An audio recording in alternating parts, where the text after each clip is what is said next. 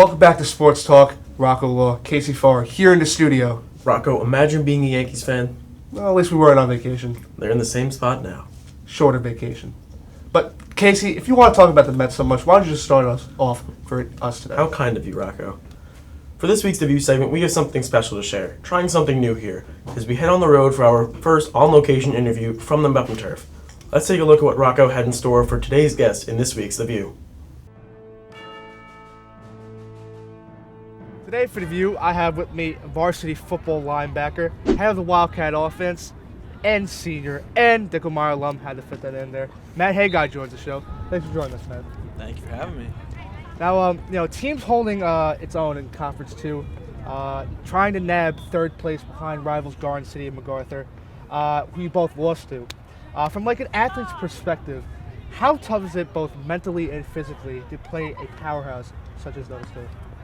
Well, it definitely takes more focus mentally, and during the week you have to prepare harder mentally. For the physical aspect of it, yeah, the other teams are usually more focused as well. So they are always doing their job at the right time. So you just have more guys to worry about since they're always doing their job.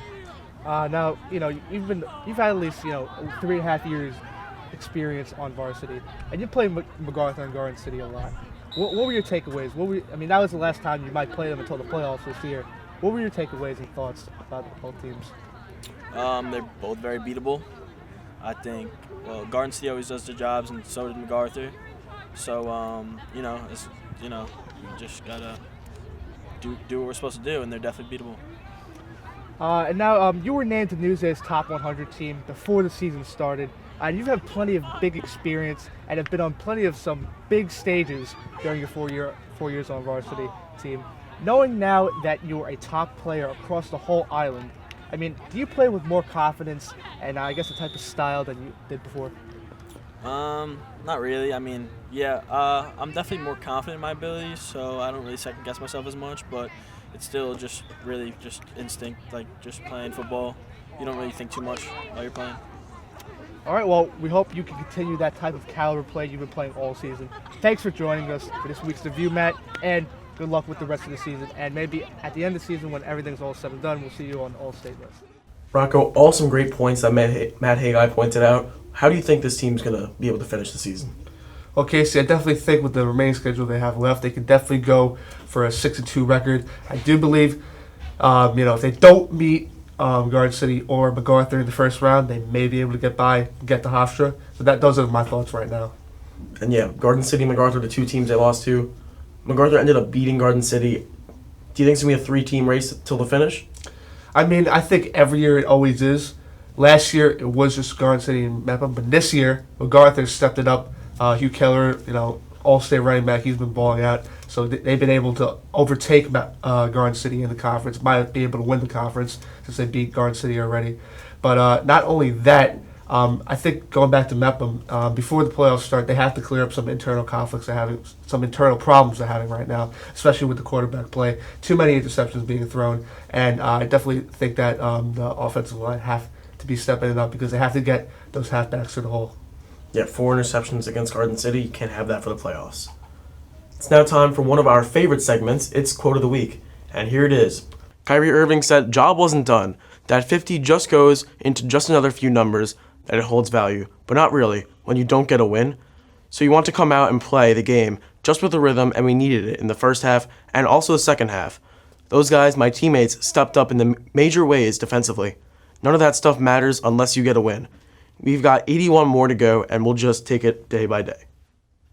Rocco, I gotta say, I agree with basically everything Kyrie says. Big blockbuster signings this summer. You gotta go out and produce.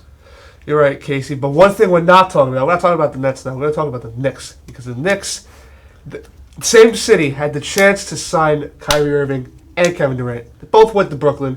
I'm telling you, Casey, I will not be stepping back in Madison Square Garden ever again until something happens. Because when you miss out on those two, plus you missed out on the first draft pick in the draft last year, that's unexcusable.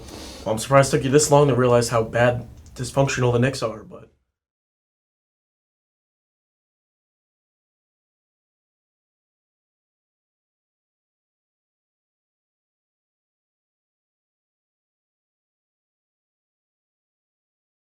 Oh, they've been dysfunctional for a very long time. I'm pretty sure. I mean, pretty sure every Knicks fan has realized it by now. But I guess they just want to show their support for the team, which I can't understand how.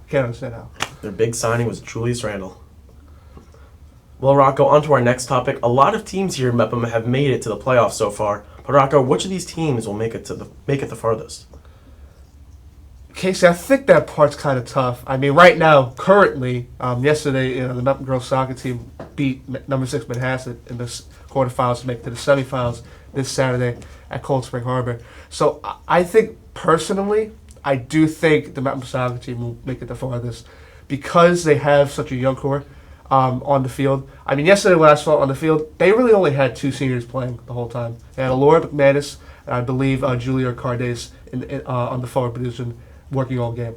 So, I mean, the regular season record doesn't reflect that team and who they are and how they could play because they've played great so far. They beat Long Beach 4-0. And yesterday, Brianna Sayok, I believe, Brianna Sayok and Catherine Rachel Iser both scored, and they also scored in the first playoff game. So if they could continue that against, I believe, North Shore this Saturday, number 10 North Shore this Saturday, they could go pretty far. Yeah, they have number 10 coming up in the semis, but who are they going to face in the finals? If they're the 3 seed, there's still 2 other teams out there that could be beating them. That's the question, and the question is who will be making it to that county final. I believe it's going to be a long time coming for the Mepham soccer team, but I think another also team that we could also say that's a dark horse right now, we could say that the girls volleyball team have a chance. And I believe, and they're coming off a 14-0 season, perfect regular season, conference champs for the first time in 11 years. So when you're coming off that much momentum, it's hard to take off the gas pedal when you're going into the playoffs. Yeah, I totally agree with you. We've talked to their coach, we've talked to a bunch of their players. They have the right mindset. They're ready to go into this playoff. And it all depends on who they're playing.